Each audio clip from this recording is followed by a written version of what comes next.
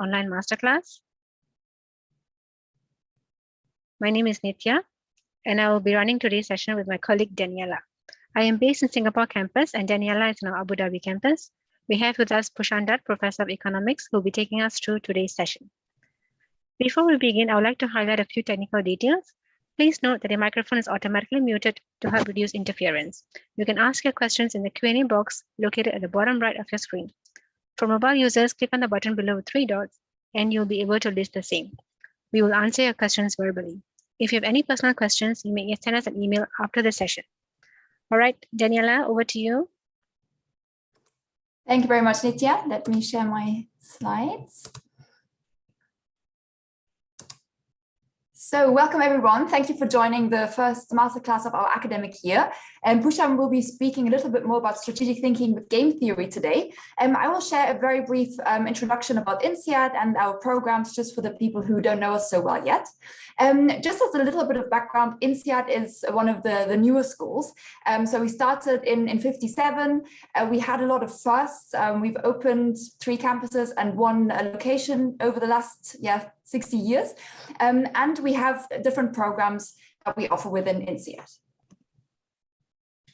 Generally, our mission is to bring people together, cultures, and also develop responsible leaders. So you will hear a lot about leadership in our talks, and you can see a little bit our values are focused around diversity, independence, the community, and the rigor and relevance in teaching. Here are our programs in the degree program sphere. So we have the MIM, which is a Master of International Management. This is for the younger population who are on average 22 years old. The MBA is for people who are in the mid-levels. They're around 29 in average, but it starts from 24 to around 31. Our Executive Masters in Finance is a finance-focused degree. It is for people who have finance exposure already and want to continue in the field, and the average age is around 33 years. The Global Executive MBA is for more senior level executives who have already a wide range of experience.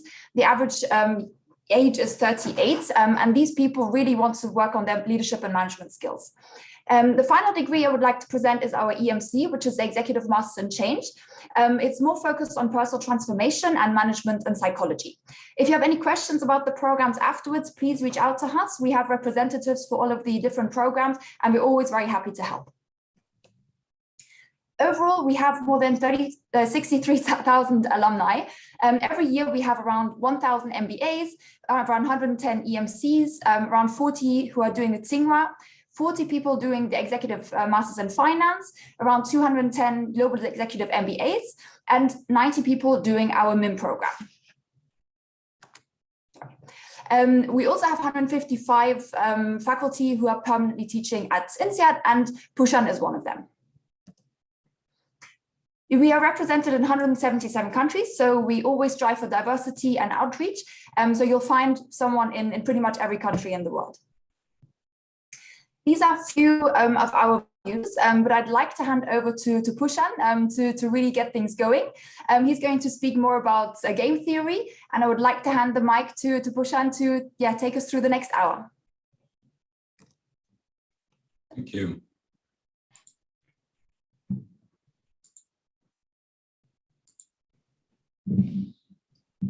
Okay, so welcome everyone. Good morning, good evening, good afternoon, wherever you are.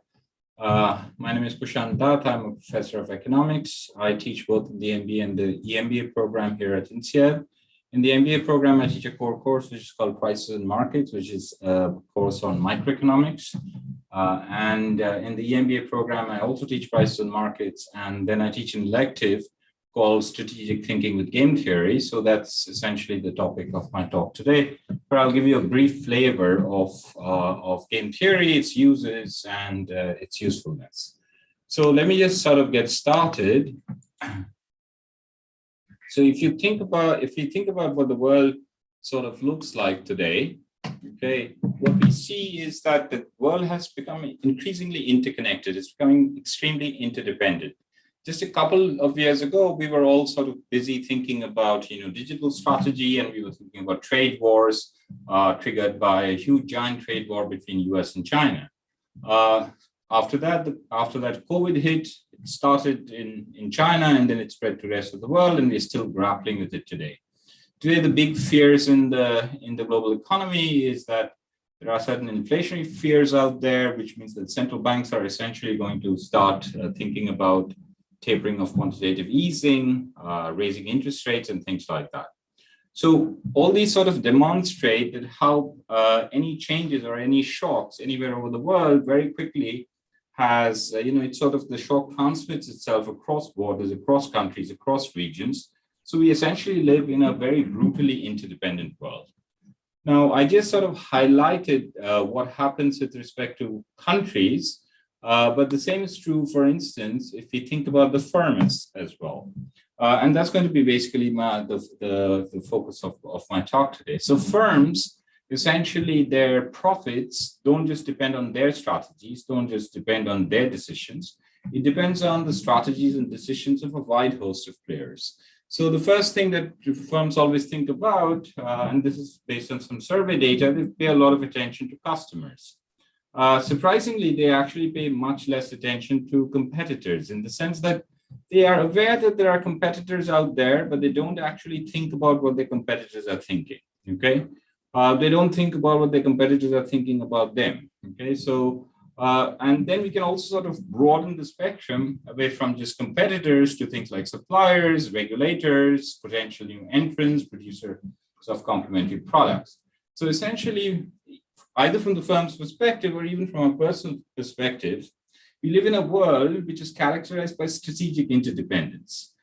What is strategic interdependence? Well, strategic interdependence basically means our profits, our payoffs, our utility, our happiness, whatever you call it, depends not just on our decisions, but it depends on the decisions of others.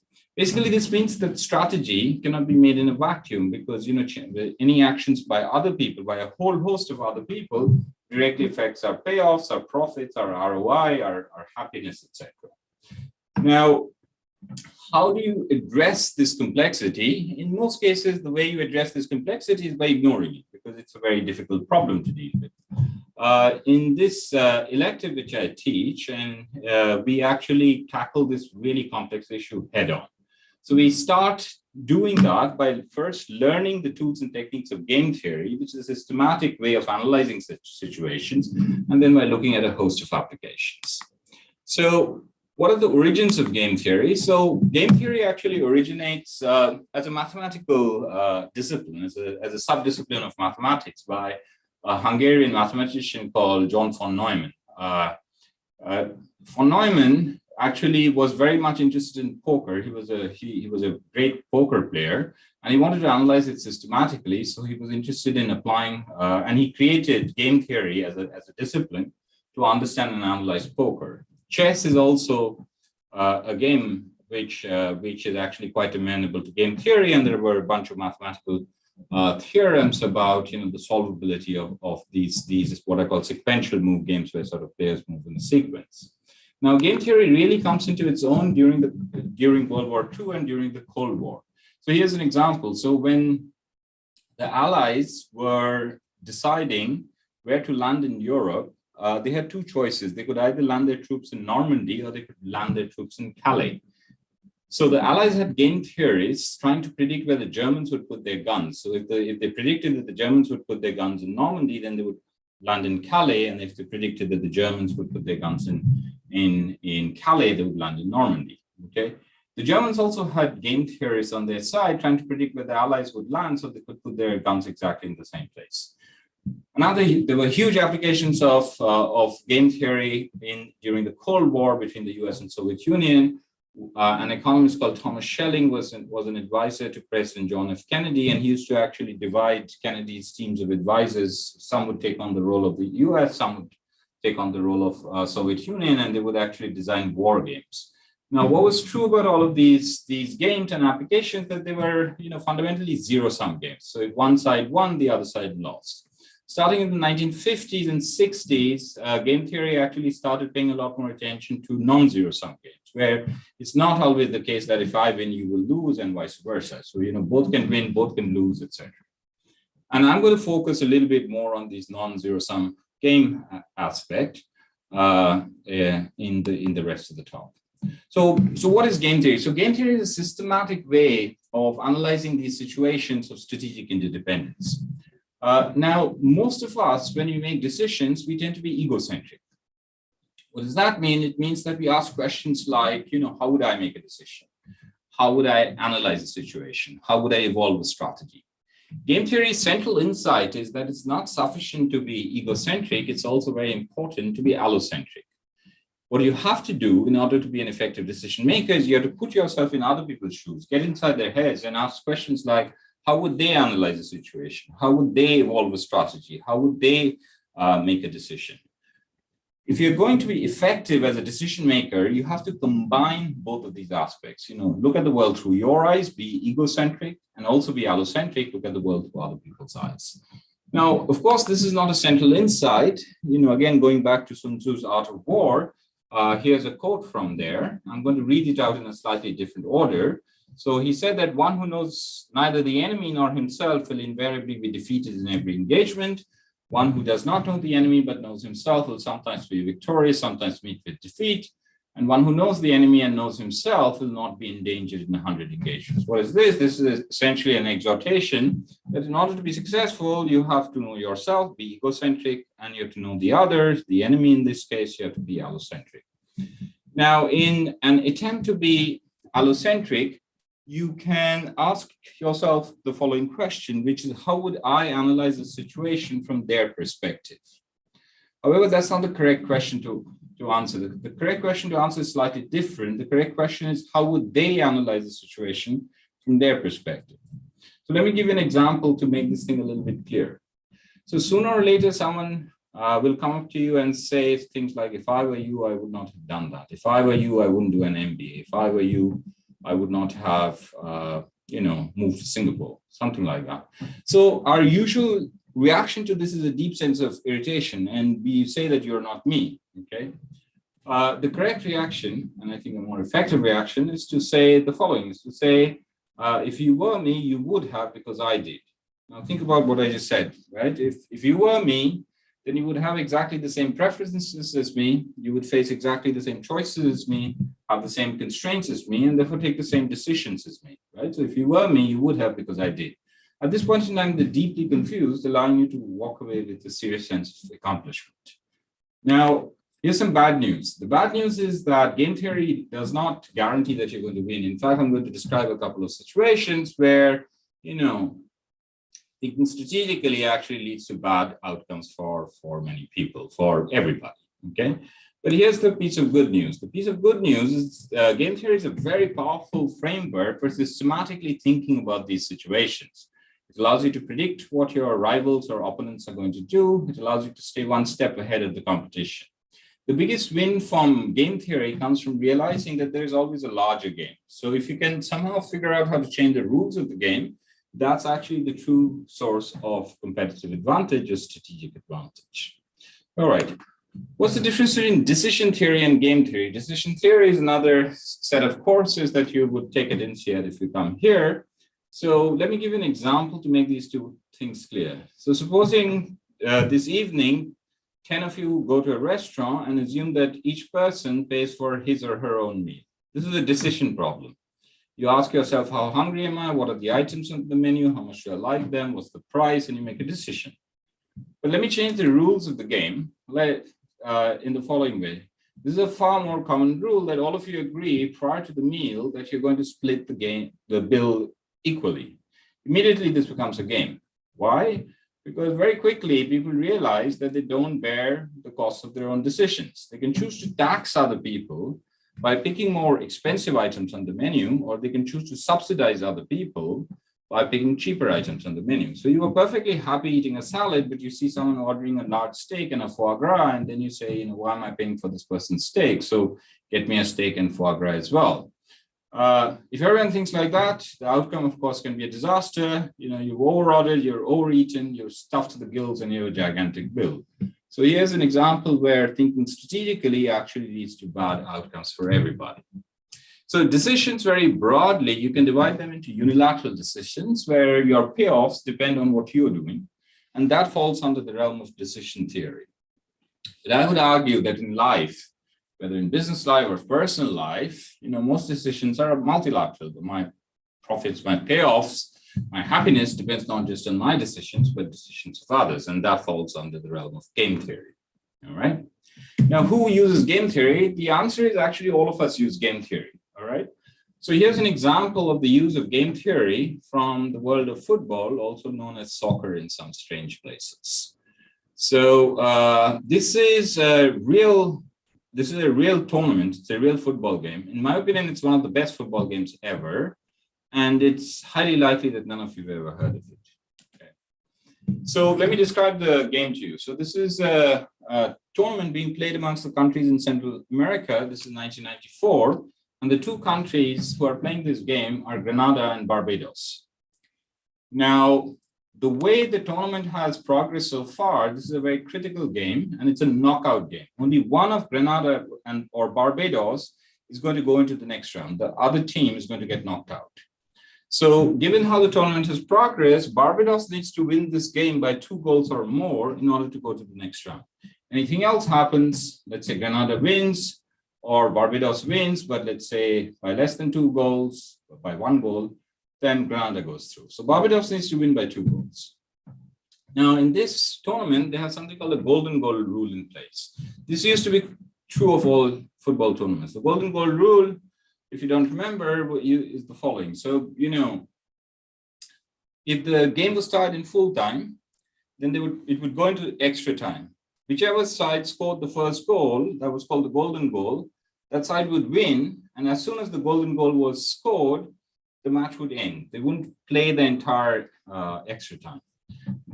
This rule is no longer in place, but that was not what was peculiar about this tournament. What was peculiar about this tournament is they decided that 1 golden goal, 1 goal in extra time counts as 2 goals. Don't ask me why. They just made up this rule, and rules create incentives. So I don't have a YouTube video, otherwise I would have showed it to you. Okay, there's a bad version of this in YouTube. So let me just describe the game to you. So it's the 70th minute and Barbados is leading 2-0. So who's going through right now? Barbados is going through. So there are 20 minutes left and Barbados decides to actually sit back and defend the lead, park the bus. If you watch football, this is a strategy that often goes wrong, and it does go wrong. And in the 83rd minute, Grenada breaks through, scores on Barbados, and Barbados now leads 2-1. So now Barbados is leading, but only by 1 goal, so it's actually Grenada that's going to go through. Now, all sorts of interesting things start happening in this game. There's 7 minutes left, right? And, Barbados looks at this game and says that, well, 7 minutes are not sufficient to score on Grenada, so let's do the following. Let's tie the game, okay? And we'll tie the game and we'll take the game into extra time. And we are betting, we are hoping, we're gambling that in extra time we'll score the golden goal. And remember, the golden goal counts as 2 goals. So what's the most efficient way to tie the game? The most efficient way to tie the game, of course, is score an own goal. And the 87th minute, Barbados scores upon itself and the game is tied 2-2. Actually, now is the interesting part of the game. There are 3 minutes left and all hell has broken loose. Now think from Grenada's perspective. Grenada realizes that if they score on Barbados, they win by 1 goal and they go through. If they score on themselves, they lose by 1 goal and they go through. So it doesn't matter which goal they score on, they will go through. So they simultaneously start attacking both goals. And there are 5 Barbados players defending the Barbados goal, and there are 5 Barbados players defending the Grenada goal. So there's 3 minutes of utter madness. Okay, so this is one of the best 3 minutes ever played in footballing history.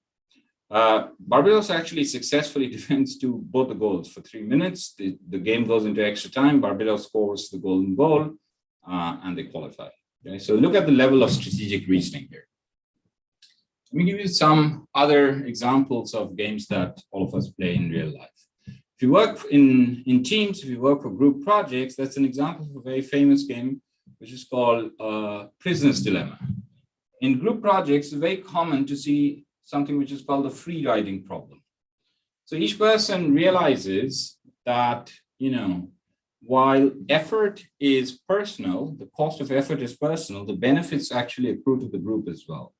Each person has some incentive to actually not put in their 100%, not put in all their effort, to pull back a little bit, because the project still gets done, but you save some time and energy on effort. The problem, of course, is that if everyone thinks the same way, then the project never gets done, or you get a shoddy project. Again, an instance of thinking strategically leads to bad outcomes for everyone. So that's a prisoner's dilemma. I'll spend some time on it. Flat tire is an example of a coordination game. So let me tell you the story of the flat tire. So there were two economic students, I think somewhere in the US at Duke University, and they had a final exam coming up. Now, both these students were very good, and they decided that they actually don't need to study for the final. So what they do is they go drinking the night of the final. And one thing leads to another, they have too much to drink. And on the morning of the final, they fail to wake up and they miss the final exam. So they go to the professor and they ask for a makeup exam. So the professor says, why did you miss the final? Now they can't say we got drunk and we passed out. So they cook up a story. So they say in the morning of the final, we were driving in from the neighboring town where we live and our car got a flat tire. By the time we fixed the tire, it was too late, so we missed the exam. So the professor says these things happen. I'm going to give you a makeup exam. So they show up in the makeup exam and they are put in two separate rooms. The first question is for 10 points. It's very simple. Here's demand, here's supply, find the price that clears the market. They quickly solve it. The second question is very short. It's for 90 points and it says, which tire? Now, I want you to put yourself in the shoes of these students and think about how you would tackle this problem. And this is where thinking game theoretically helps. So understand that you have to choose a tire, but that's not sufficient. You have to try and guess what the other person is going to choose. Okay, but that's not sufficient either. You have to guess what the other person thinks that you are going to choose. And you have to think what the other person thinks that you think that they think that you're going to choose. You have to do these rounds of iterative reasoning. Now, how can you tackle this as a game theorist? Well, game theorists will tell you that, in these kinds of, this is called a coordination game, and you're coordinating without communication. The game, by the way, is only interesting if there's no communication allowed. So you're trying to coordinate your choices. In the tire example, any of the choices are equally good, provided both choose the same tire. So you have four choices: front left, front right, back left, back right. You could choose one randomly, and then you have a 25% chance of getting it right. The key question to ask is, can we take one of these choices and make it what is called a focal point? Okay, make it the focus. Can we sort of narrow the choices? And there are various ways to think about this problem. Again, there's no single right answer or wrong answer. These are ways of thinking about the problem. So an example would be that supposing the two of you are friends and you've been driving around for a long time, and the last time the back left tire went burst. Okay, so then the back left tire becomes a natural focal point. But what if you don't have this history? Okay, or all the tires are equally good. In that case, there's another way to think about this problem, which is, you're looking for some sign of something which stands out so that becomes a focal point. I want you to visualize the car, and the car actually is completely symmetric except for one thing, which is the steering wheel. The steering wheel breaks the symmetry. So the driver's side tire actually is a natural focal point. We used to do this in times before cell phones were around, and some of us were around when there were no cell phones. You would be with a friend or a partner in a grocery store, and you would get separated. Now we just call each other and say, where are you? There you have to find a focal point in the grocery store. You have to think where the other person would go, but that's not sufficient. You have to think where the other person thinks that you would go, and so on and so forth. And most people know the answer to this game. You basically go to the cashier. The cashier was the focal point. So we all sort of use these to analyze these games. Penalty kicks in football are an example of a situation where you have to mix up your strategies, where you have to randomize your strategies. So let's say you're the penalty shooter. You have broadly three options, shoot left, shoot right, or shoot straight. As the goalkeeper, you also have three options. You can dive left, dive right, or keep standing. What you cannot afford to do is you cannot afford to be predictable. If you're predictable, then the opponent, so for instance, as a goalkeeper, if you dive left with a very high probability or most of the time, then the penalty shooters will figure this out and they will shoot right when you're facing them. So the only way to be effective is to actually randomize or mix between your strategy. There's a lot of research which looks at application of game theory to football, baseball, cricket, etc. And usually players, very, very quickly learn how to play optimal strategies, or what I call equilibrium strategies. If you buy stuff on eBay, eBay runs what is called a second price auction or any online auction. And in eBay, they will tell you that just tell the truth. Okay, how much do you bid? Don't try to be strategic.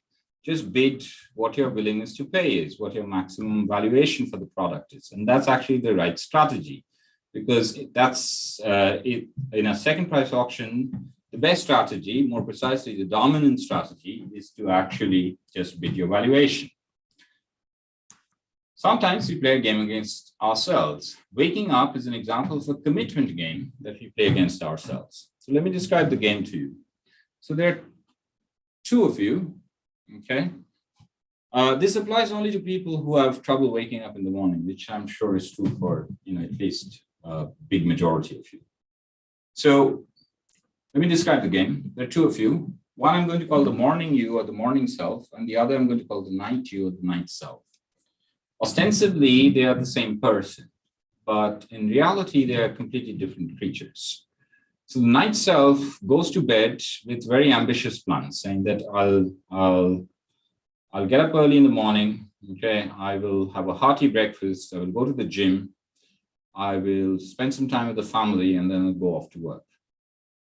The morning person, when that person wakes up, all those ambitious plans have been flushed. That person has a singular objective function, which is to sleep for 5 minutes more.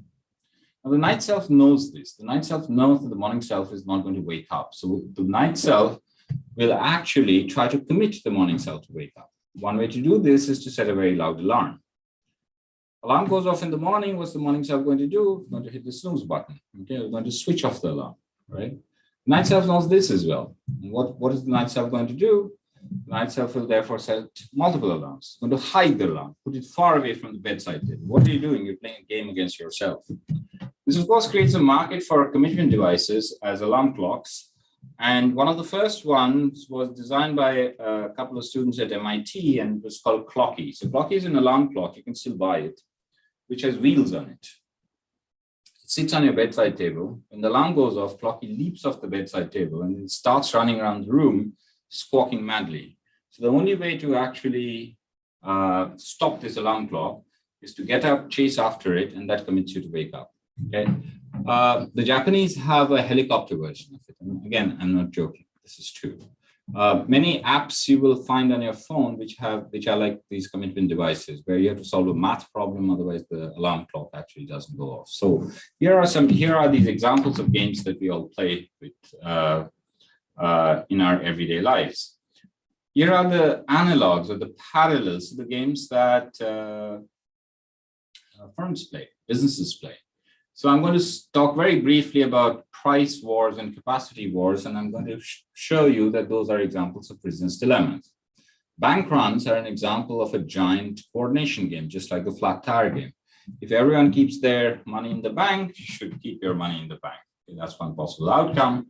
If everyone runs to the bank to take their money out, then it's likely that the bank is going to go down. So you should also run to the bank and take your money out, maybe a little bit faster. So that's a coordination game. For policymakers, they analyze this as a coordination game and try to figure out how do they make the outcome where everyone keeps their money in the bank is the focal one, the one that gets played. They do it through deposit insurance. They do it through managing financial markets, asset markets, etc. When governments do tax audits, just like penalty kicks in football, there's an element of randomness in it. They cannot have a predictable formula which will determine who's going to be audited, because that's not going to be effective. People will figure out if they're going to be audited or not. Google makes all its money by selling ads. The ads that it runs it through auctions. Okay, it used to run a second price auction as well. And, again, in the Google AdWords ad auctions, they would say, just tell the truth, just like eBay does. Market entry games are an example of commitment games. So multiple ways to see this. There's a existing incumbent in the industry. You're an entrant. How do you commit that you're going to enter? If you're the incumbent, how do you commit that you're going to fight and actually try to deter this entrant from coming? So these are also all broad examples of strategies and games which businesses grapple with on an everyday basis. So the way I teach game theory is I usually set up a game, and then we try to understand the game. We ask questions like, how should you play the game? How do you think your opponents are going to play the game? But then we step back and we think about, how can we change the rules of the game to our advantage? What are these rules? Well, we can change the payoffs in the game. You can change what are the choices or strategies available to you in that game. You can change the number of players. You can add players, remove players. You can change the timing of moves. And we talk about various different kinds of classes of games. I briefly mentioned the prisoner's dilemma and coordination games, but we spend time on the battle of the sexes, which is like a market entry game, bargaining games, anti-deterrence games, auctions, games of incomplete information, etc. So this is sort of what defines a game. Just some quick terms and concepts. So games can either be simultaneous or sequential. So simultaneous move games are moves where players move simultaneously. So think about the Financial Times and the Wall Street Journal are deciding what's the cover story going to be for the next day. Notice that the sales of Wall Street Journal depends not just on their cover story, but on the cover story in the Financial Times as well. Games can be sequential if players move in a sequence. I already gave the example of chess. A market entry game is a sequential move game. There's an engine there, the engine decides to enter or not, the incumbent decides to fight or accommodate, etc.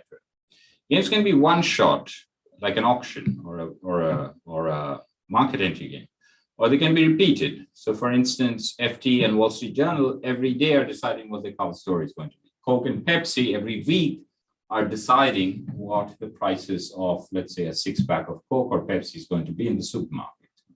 The players in the game, they're simply the participants in that strategic interaction.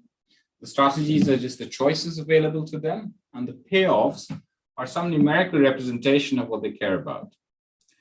This actually is quite interesting. If you're thinking about firms, then game theory concepts of predictions are actually very powerful, because firms, think about maximizing payoffs, maximizing profits, ROI, etc.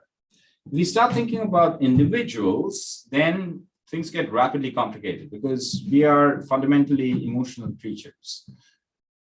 We don't just care about money. We care about, we have issues of ego and anger and jealousy and happiness and selfishness and things like that.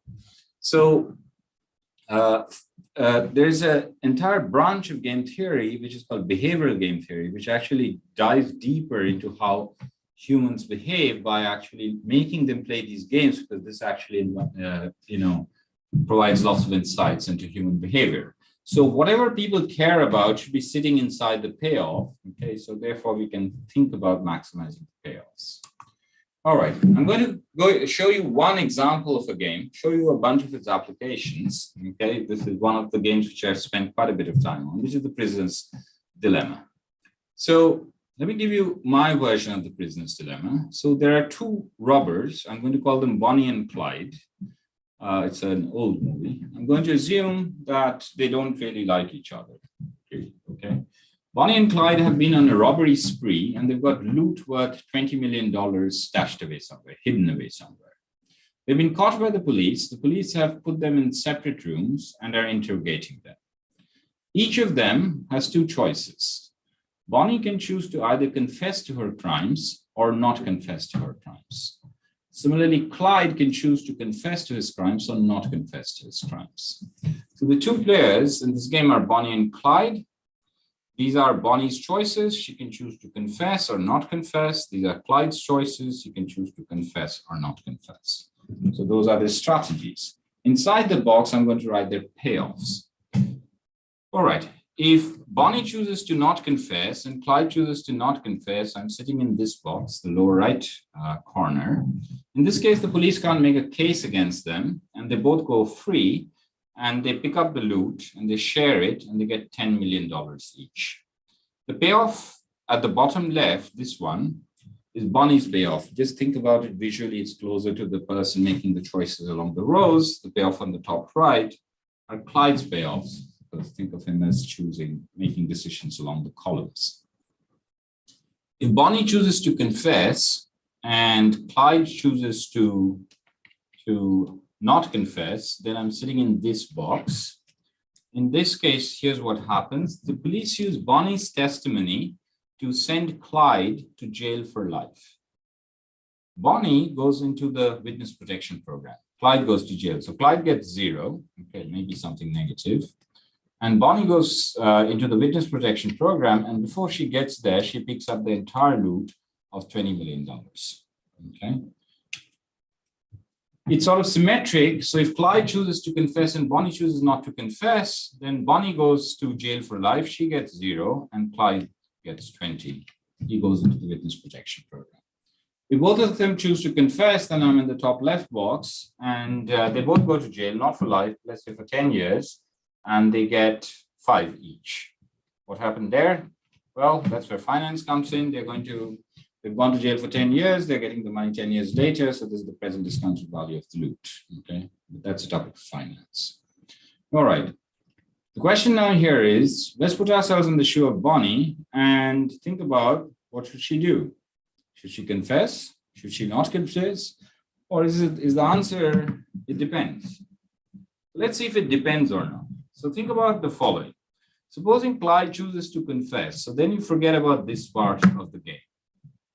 So now as Bonnie, you have 2 choices. You can either confess and get 5 or not confess and get 0. Since 5 is better than 0, it makes sense for Bonnie to confess if Clyde is confessing. What about the other thing? Bonnie can now assume that Clyde chooses to not confess, so she forgets about the first column. Again, she has 2 choices. She can confess and get 20 or not confess and get 10. 20 is bigger than 10, so she should again choose to confess, okay? So notice, regardless of what Clyde is doing, whether he's confessing or not confessing, confessing always gives Bonnie strictly higher payoffs. 5 is bigger than 0 and 20 is bigger than 10, okay? So we say that confessing is a dominant strategy for Bonnie, right? The dominant strategy is essentially defined as a strategy which always gives you higher payoffs regardless of what the other person is doing. What about Clyde? You can see that the game is symmetric, so it's going to have exactly the same kind of logic. 5 is bigger than 0, 20 is bigger than 10, so confessing is a dominant strategy for Clyde as well. The predicted outcome of this game is where they both confess and they end up here. They get 5 each. These predicted outcomes, by the way, are called the Nash equilibrium of the game, named after John Nash. Some of you might have watched this movie called The Beautiful Mind, which is about John Nash. All right. What's interesting about this game? Well, what's interesting about this game is that there's a far better outcome for Bonnie and Clyde, which is not to confess. Bonnie's better off, Clyde is better off, the group as a whole is better off.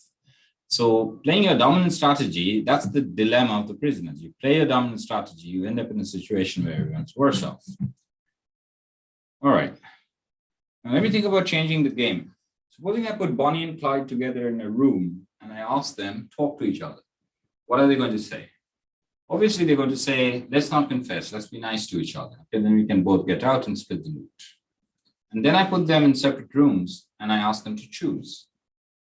Okay, what are they going to do? Well, they're still going to confess. Why? Because I have not changed the game in a fundamental manner. This is what economists mean when they say that talk is cheap, commitment is expensive. I have to reach in and change the game in a much more fundamental manner. All right, let me show you that the world sort of is full of prisoners' dilemmas. Okay, whether we think about, interaction between countries and nations, or, some important things which the world as a whole is grappling with, or interactions between firms. So the nuclear arms race between the US and Soviet Union is an example of a prisoner's dilemma. The dominant strategy is to build nuclear weapons. Think about it from the US's perspective. The Soviet Union builds nuclear weapons. What should they do? They should build nuclear weapons. If the Soviet Union doesn't have nuclear weapons, what should they do? They should also build nuclear weapons because they can bully the other. And then what you see is that both of these countries are are spending tremendous amount of resources in building nuclear weapons, making the world a very dangerous place. But at the end of the day, they're relatively in the same position. But then we see that the number of nuclear warheads start coming down over time. How did they do that? Well, they have all these treaties which they sign with each other. This is the strategic arms limitation talks, etc. So with these treaties, they actually agree to cut down the number of nuclear warheads.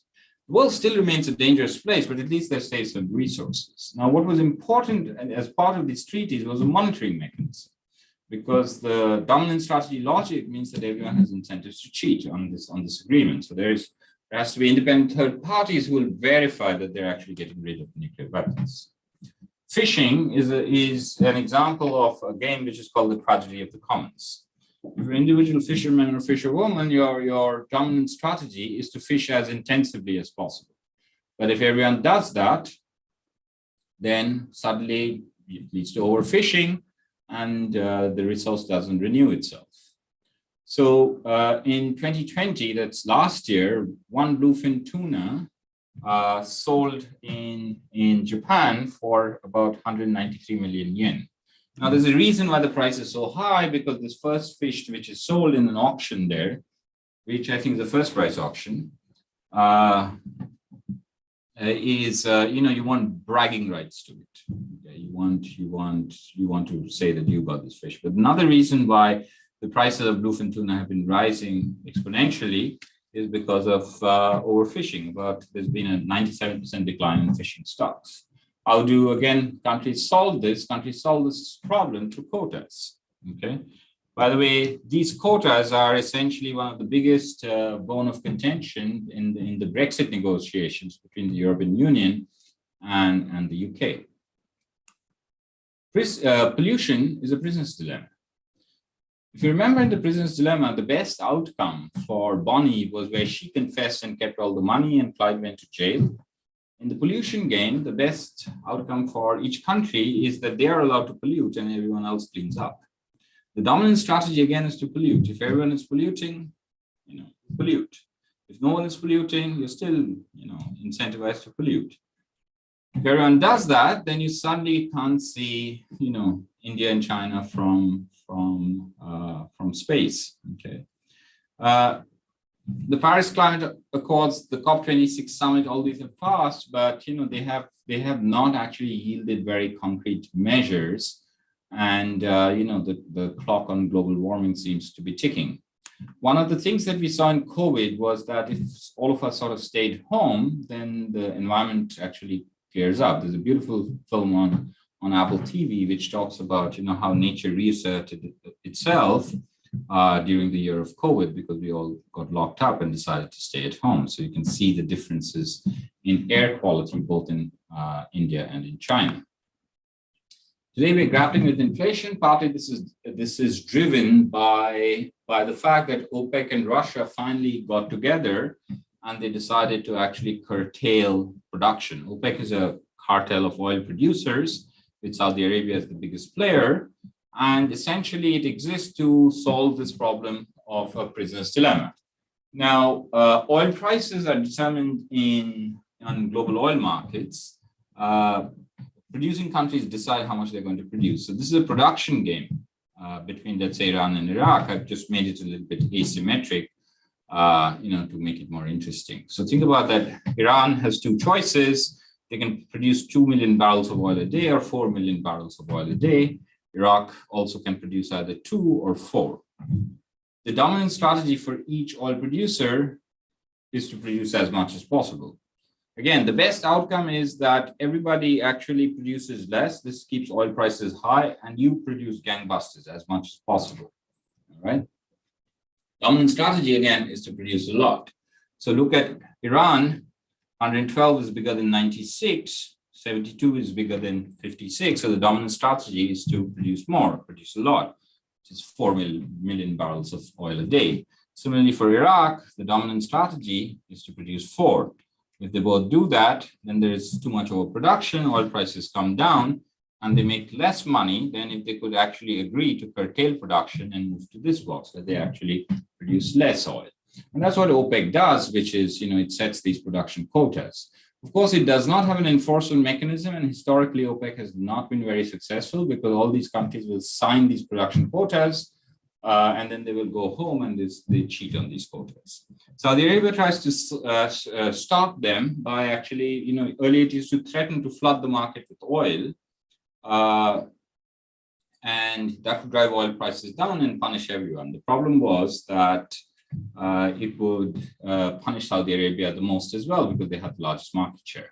So even though it's a legal cartel, because it's a cartel between countries and not between firms, so no one has jurisdiction, it's not a very effective cartel. Okay. Price wars are an example of a prisoner's dilemma. Your dominant strategy might be to build market share, cut prices, build market share.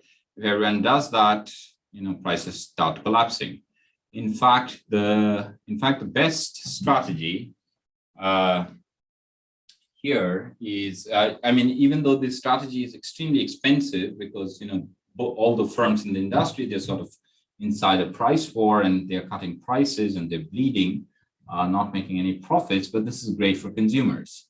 So while firms would like to avoid price wars, regulators who are actually, hire lots of game theorists, and they literally set the rules of the game, they try to make sure that that price wars happen because, the lower prices means that consumer welfare is higher. So here's an example of a mobile price war, which happened in India.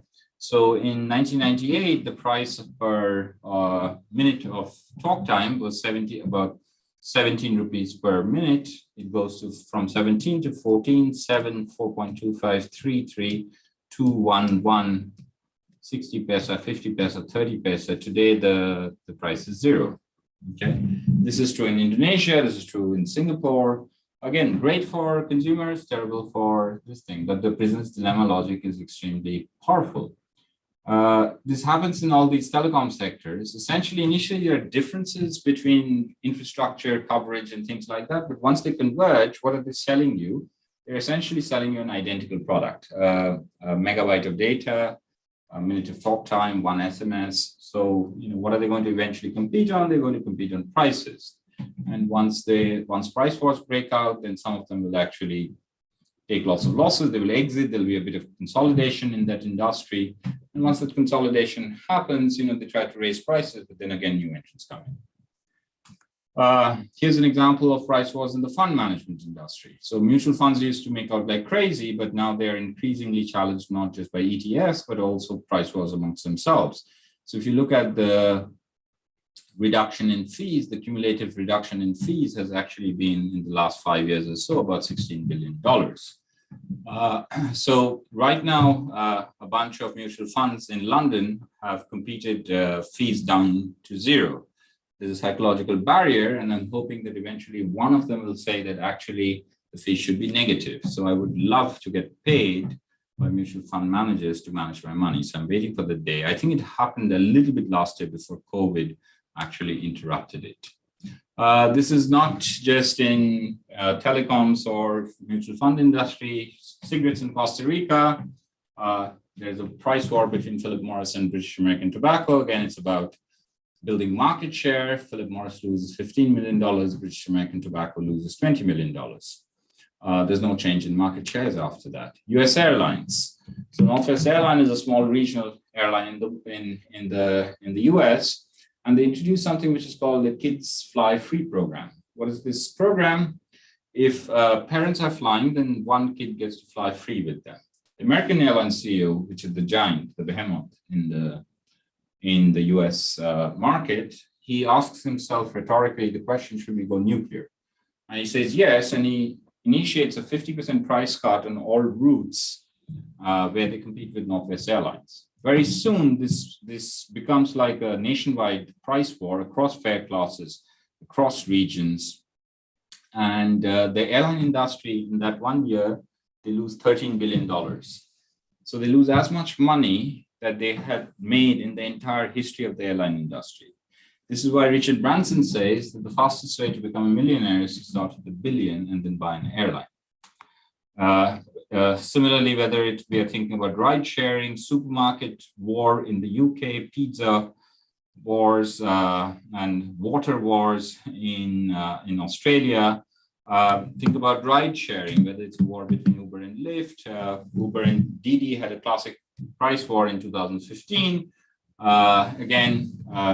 They burned a bunch of money by giving consumers incentives, by giving riders incentives, drivers incentives to drive on their network. This led to $2 billion losses for Uber and $500 million loss to Didi. This pattern gets repeated again and again. So ride sharing is an industry which I think is not going to make any money ever.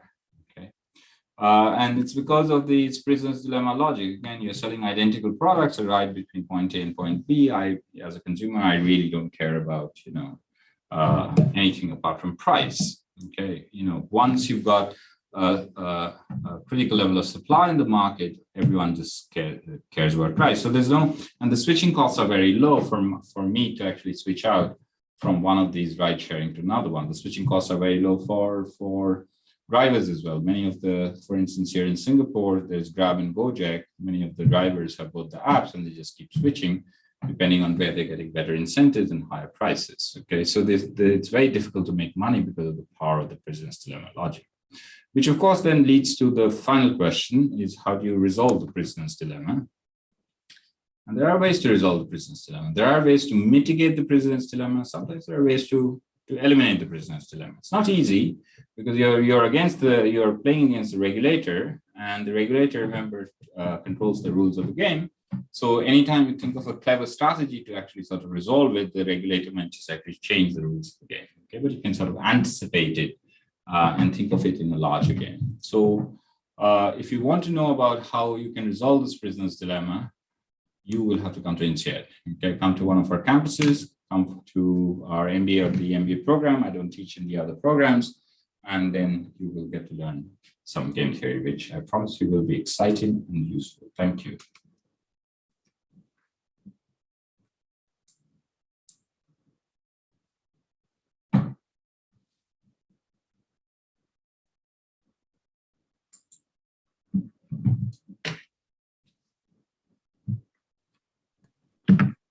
We have one question from the audience, if you'd like to keep it, which I wasn't able to answer.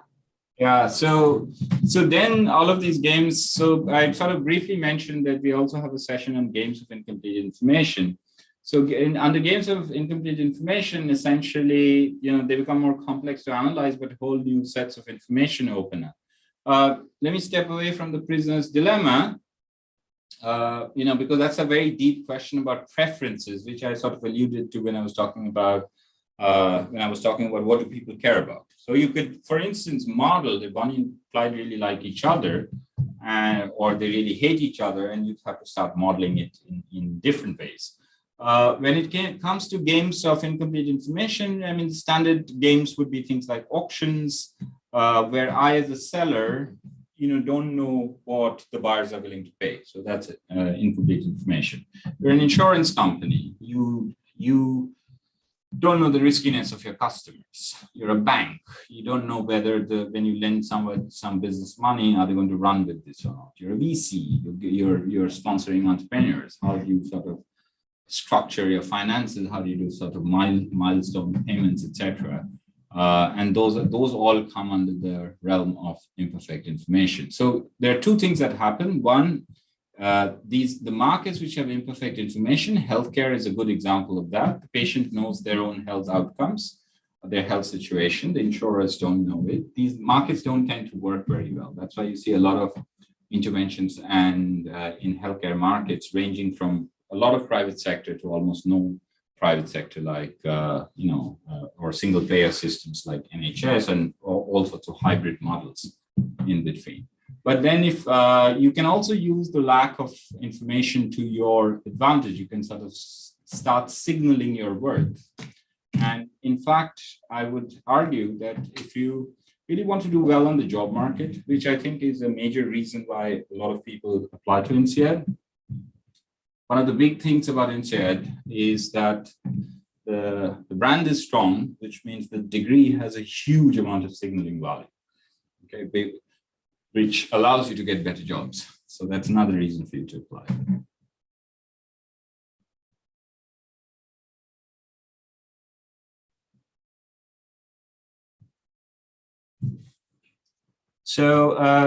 Yunus is asking, situations with the outcome of the simulated situation is less known. How do you apply game theory?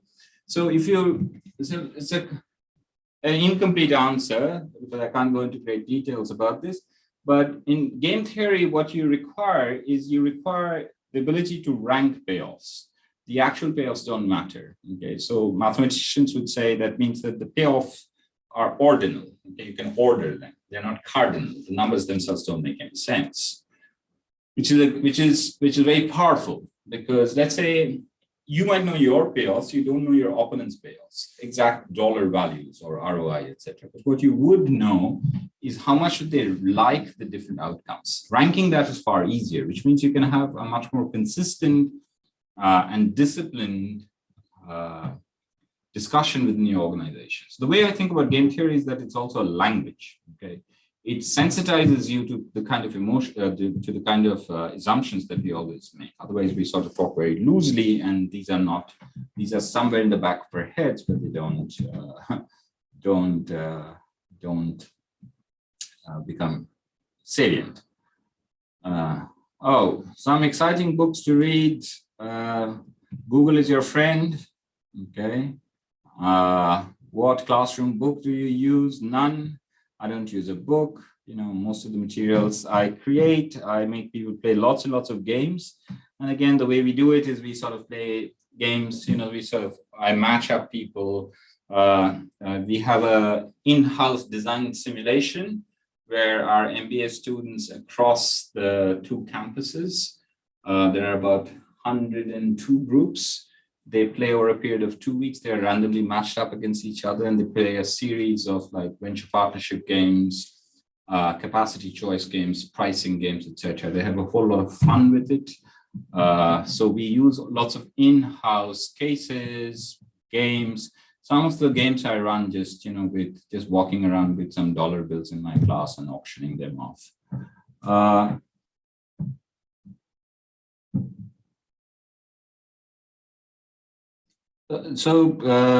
Hint of the solution, I would say come to INSEAD, as I said earlier. What are the benefits of planning an auction using game theory? Well, if you're a seller on the auction, you literally get to set the rules, right? So therefore you have to know, like, for instance, you have to ask yourself, what is the best auction design? Like, which would maximize my revenues, right? So for that, you need to understand what other people's bidding strategies are going to be. So we tackle auctions in terms of thinking about both auction design, in the revenue from the seller's point of view, and how to bid on these auctions. Now, you can run an auction without knowing anything about game theory. This is what happened during the British 3G auctions. The British 3G auctions were designed by 2 game theorists in the London School of Economics, a person called Paul Klemper and Ken Winmore. And the UK government raised something like 37.5 billion euros in auctioning off the 3G spectrum licenses. Why? Because it was designed by game theorists, and the telecoms didn't know how to use game theory. Subsequent auctions in Europe and all over the world, the telecom companies hired game theorists to tell them how to bid on those auctions, and none of the governments actually made any, huge amounts of money. So yes, depending on which side game is using game theory, that side usually gets the better payoffs. Does technology proliferate, increase ability to cooperate and monitor? Yes, it does. Especially, for instance, in the insurance space, this is the asymmetric information that I was talking about. It allows them to actually look at risky behavior and start tailoring insurance products and insurance premium which better match the risk profile rather than using coarse things like what is the demographic, what is the age, and what is the past accident history and things like that. Monitoring production by OPEC is still a little bit harder, I would say, because it's between countries, and I don't think Venezuela will allow the Saudis to come and put monitors in them. You can try to do it through flaring and things like that, but that monitoring part is extremely important, especially in trying to get out of these prisoners' dilemma. Okay. So in the prisoner's dilemma, if companies decide to raise prices together, you have to be very careful.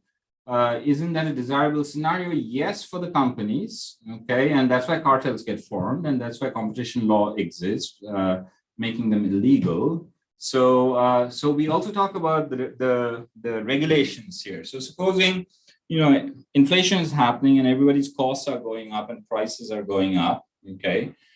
In that case, that does not attract the attention of competition authorities. Okay, this is something which is called unconscious parallelism. This is I'm talking about like legal jargon now. So for something to be seen as firms are sort of trying to restrict competition, they use something which is called unconscious conscious parallelism with a plus factor. Okay, so just if prices are going up, they don't sort of worry too much about it. They actually look at the plus factor, which is evidence of communications, etc. Where does this evidence come from? It usually comes from the rivals, or a potential entrant who has been marginalized. Okay.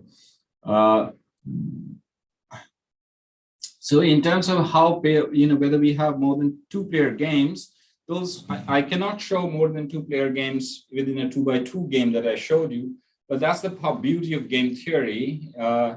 I don't need, in many cases, lots of players. Okay, so we also work with games where there are, where there are something like 5 or 6 players. You require a little bit more technical ability and math in order to be able to do this, because you can't show it in a 2x2 matrix. But many of the insights going from 2 to 3 to 4 players apply. We sort of have deeper discussions in terms of, so think about you playing a coordination game between those 2 students who had, skipped the final exam. What would happen if I added a 3rd player to it? Well, it would become much more difficult. It would become exponentially difficult. The bank run game is actually a coordination game, which I just described to you. It's not 2 players. It's the entire population of depositors and this thing. Is there a way to teach game theory to someone who requires certainty in their work? That's a deeply philosophical question. There is no certainty in the world or in your work or in your career. I think that's quite a fruitless search. So you should just start becoming comfortable with certainty. How does game theory apply in career path planning?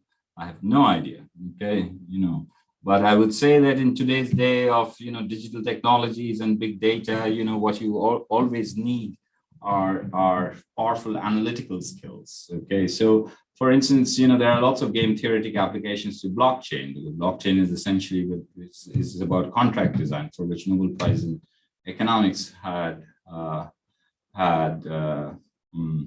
been handed out. What do you expect most from a student? Well, that's a good question. I'll have to think about it. Showing up in class is a small first step. So that's absolutely brilliant. We show up to class on time, and then we'll take it from there. How do you use game theory to beat morning? You basically, doing exactly the same thing, which is set multiple alarms, snooze buttons and these things. Are those simulation games played in the MBA program as well? Yes, they are. Okay, so it's done both in the MBA and the MBA program. What module does this class come under the MBA program? Well, I don't teach the game theory, this thing in the MBA program, but it's offered by other faculty. So global warming, can it be resolved without India and China commitment? No. So one of the things which I address is that resolving the prisoner's dilemma becomes very hard if there are too many people in the game. So US, Soviet Union, you can resolve it. OPEC becomes very hard because there's some large players, some small players, some doing oil, some doing natural gas, some inside, some outside, like Russia. If you think about pollution, it makes it exponentially more difficult. You need to get the big players to agree. You have some rich players, some current high polluters, some historical high polluters. But at the same time, I'm sort of cautiously optimistic because we did something in terms of the WTO. Any game theory that that benefits mankind? Yes, you are alive because of game theory. One of the reasons why the Cuban Missile Crisis did not result in the end of the world was because of Thomas Schelling, because of the games that he designed and the strategies he convinced JFK to follow. In fact, he got the Nobel Prize in Economics for it. Most people believe he deserves the Nobel Prize in Peace. Is there any prerequisite to the game theory courses? No, there is no prerequisite to game theory courses. I keep it very applied. I keep it, I try to keep it as little mathematical as possible, but you should not be afraid of math. Math is a language, game theory is a language, English is a language. So saying things like that I can't do math is the same as saying I can't do English. Is there a possibility to attend game theory classes as a MIM student? I think it's not offered right now, but the MIM curriculum is still sort of evolving, and electives keep getting added. So it should definitely be a possibility but even if you can't take game theory, there are dozens and dozens of absolutely brilliant courses at INSEAD, and I think it's intellectually one of the best years or a year and a half that you will ever have if you come here. I would say thank you so much, Pushan, for taking your time and answering the questions. We're slightly over time. You will receive a survey if you could fill that out to share some feedback about the session, but it's also a good opportunity to reply back to us in case you have any of these questions, especially program related. So again, thank you so much, Pushan. It was super engaging, even though you can't see the audience. And that's always one thing about these classes. It's slightly different than teaching virtually or in person. So thank you so much for keeping it interesting. And also thank you to the audience. Great questions. I love how engaged you were. And yeah, we'll see you soon, hopefully.